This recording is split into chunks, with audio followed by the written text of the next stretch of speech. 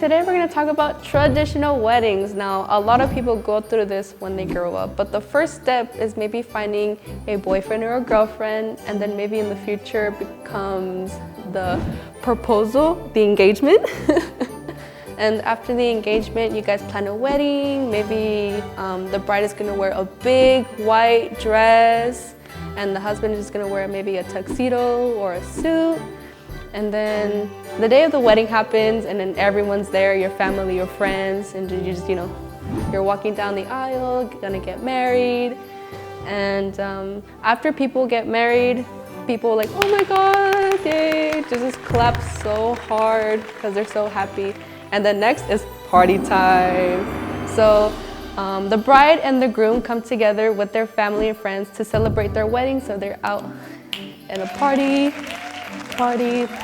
all night. A lot of food, lot of treats, and also wedding cakes, my favorite.